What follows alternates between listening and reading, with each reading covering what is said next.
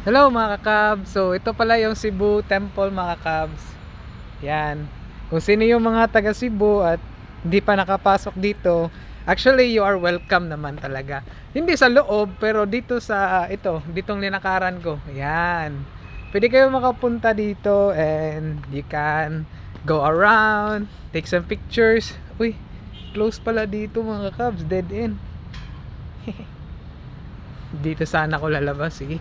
Mag ano na lang. Oh, itour ko muna kayo mga kabs. Itour ko na lang kayo. So, ganito yan mga kabs. Every non-member ay free to come here. It's either dito sa temple grounds, doon sa basketball court. Actually, meron na ako mga friends na hindi pa member sa church.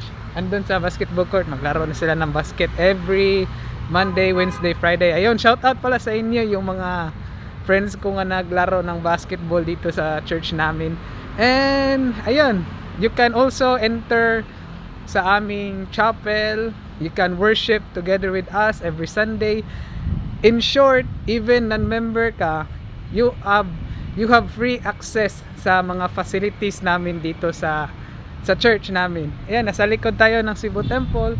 Sobrang ganda mga kakabs kasi kagaling ako nag-session. Sobrang super extremely, peaceful yung feeling mga kakabs. Sana you can give a try na makapunta kayo dito sa Cebu Temple. Dito lang sa ground, mag-walking kayo dito. Okay lang yan. Except Monday kasi yung Monday kung gusto nyo dito sa temple ground tapos Monday kayo magpunta, sirado to, close to. Close din ito ng Sunday. Open lang ito Tuesday to Saturday. Anytime. Okay? Sige. Yan lang. Bye-bye.